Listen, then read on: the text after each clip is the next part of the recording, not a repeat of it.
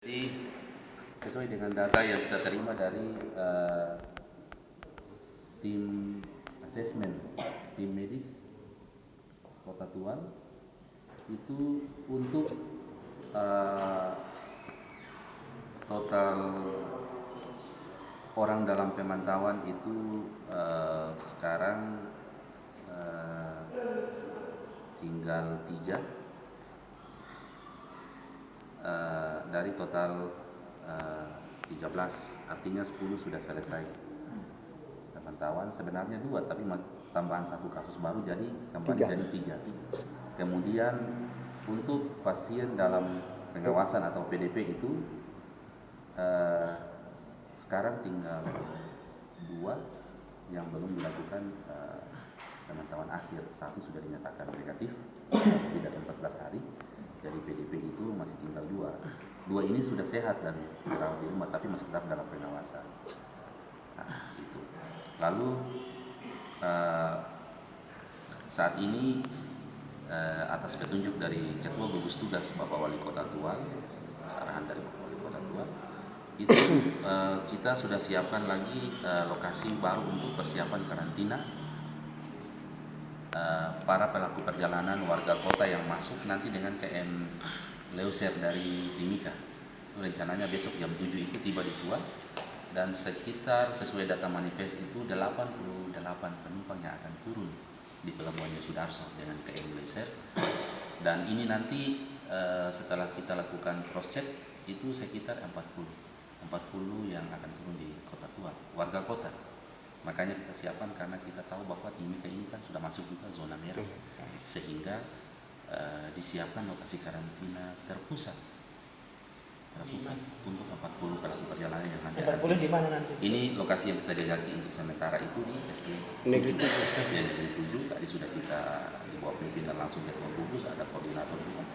Kita sudah tinggal persiapan di sana, ada 3 kamar mandi yang memungkinkan, kemudian ada 6 ruang kelas itu yang akan dipakai, lalu sudah disiapkan hal-hal yang lain. Lalu untuk pelaku perjalanan dengan KM50 yang tiba tanggal 14 pada tanggal 31 kemarin, yang tiba pada tanggal 30 kemarin, yang KM50 itu sesuai rencana itu sehari 2, besok itu sudah selesai masa karantina terpusat dan akan dikembalikan ke rumahnya masing-masing. Nanti sesuai rencana juga nanti akan dilepas oleh Bapak Wali Kota Tual selaku Ketua Gugus Tugas. Lalu terkait dengan yang ada di lokasi Viditan, ini tentu semua masih tetap di bawah pengawasan Gugus Tugas COVID-19 Kota Tual. Jadi kalaupun ada tambahan dari kecamatan dan tambahan medis dari Kecamatan Hitam, itu kita koordinasi dengan pihak kecamatan, sama seperti yang sudah kita lakukan di Vidita, Politahit dan gitu. Hari ini juga akan ada bantuan logistik melalui Dinas Sosial ke pihak kecamatan yang nantinya akan diterima oleh camat. Lalu masih tetap mempertimbangkan nanti kapal 50 masuk ini, nanti kalau tidak hari ini besok itu akan ada rapat untuk persiapan kedatangan para pelaku perjalanan dengan KM50. Sementara pelaku perjalanan yang tiba setiap hari dengan pesawat udara ini kita terus lakukan pemantauan di bandara dan tetap di bawah pengawasan menandatangani pernyataan karantina dan di bawah pengawasan RT RW desa kelurahan. Kita sudah koordinasi dengan seluruh RT RW kelurahan desa untuk terus melakukan pemantauan. Ada laporan masuk Satgas tidak sempat turun, tapi sudah dilimpahkan ke pihak desa, kelurahan, RT RW setempat. Jadi sesuai dengan himbauan Bapak Wali Kota agar para pelaku perjalanan ini dengan kesadaran sungguh itu mematuhi segala protokol kesehatan yang sudah dijalankan. Kalau 14 hari ya 14 hari di rumah, jangan lagi keluar, kan ini efeknya sangat tidak bagus untuk kehidupan warga kota ini, satu kota ini. Jadi kalau bisa ya taatilah. Dan Bapak Wali Kota juga sudah menginstruksikan kepada seluruh camat, lurah, desa, dusun, RT RW untuk ikut mengawasi. Jadi kita berterima kasih kepada masyarakat yang sudah punya kesadaran untuk terus melakukan pelaporan masyarakat yang sudah menghubungi Satgas untuk melaporkan itu ada tetangga kiri kanan yang keluar. Kita berterima kasih. sangat berterima kasih kepada masyarakat sekitar yang dengan kepedulian mereka sudah melaporkan tetangga kiri kanan pelaku perjalanan yang keluyuran. Kita mengapresiasi masyarakat yang punya kepedulian terhadap lingkungan sekitar dan terus memantau. Kalau memang masih ada, laporkan. Kalau Satgas tidak sempat turun, aparat desa yang akan kita terjunkan ke sana. Kemudian ada pertanyaan dari publik kepada tim gugus menyangkut dengan ketegasan dari pihak gugus tugas. Jika kedapatan misalnya mereka berkeliaran, sanksi atau tindakan tegas apa yang akan dilakukan oleh tim gugus? Yang pertama, kita melakukan teguran keras. Apabila terulang lagi, maka kita akan memikirkan untuk mengambil langkah yang lebih tegas dari itu. Tentu masih menunggu petunjuk lebih lanjut. Tapi sanksi yang paling pertama nanti mereka dapat kalau mereka lalai adalah sanksi sosial dari masyarakat sekitar.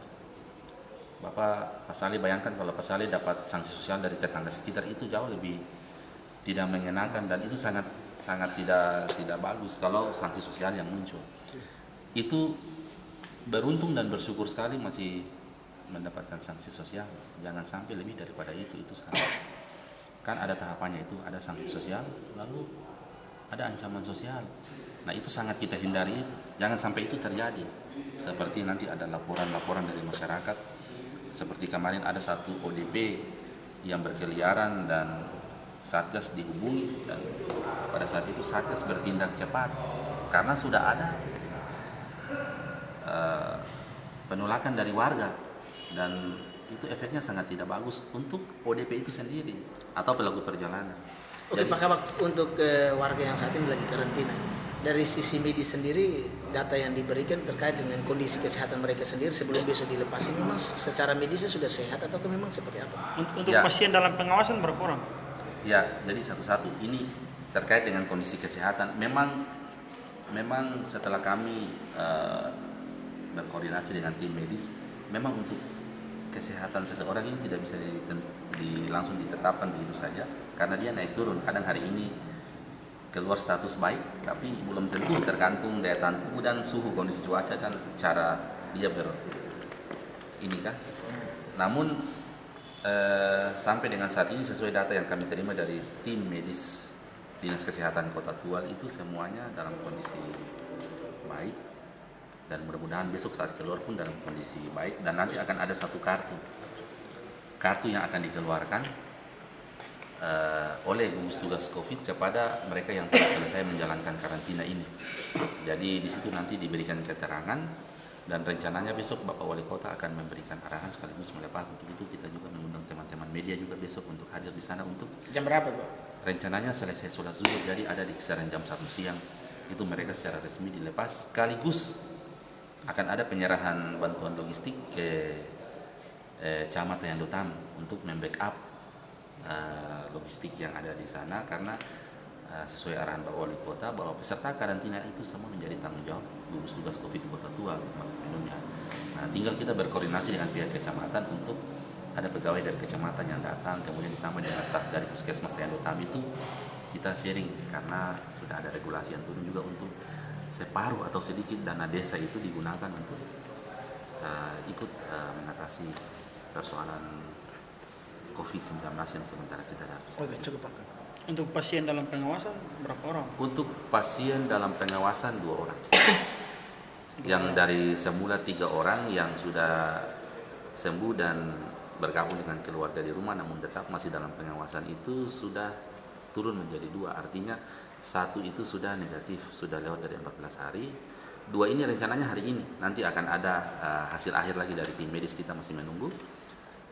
Namun yang jelas per hari ini, per siang ini itu PDP sudah turun menjadi 2, dan ODP itu yang tadinya turun jadi 2 tapi naik lagi 1 karena ada 1 kasus baru kemarin. Jadi kembali jadi 3 untuk ODP. Tetapi PDP itu dia sudah turun jadi 2. Oke, baik, terima kasih Pak. Jadi itu, Pak.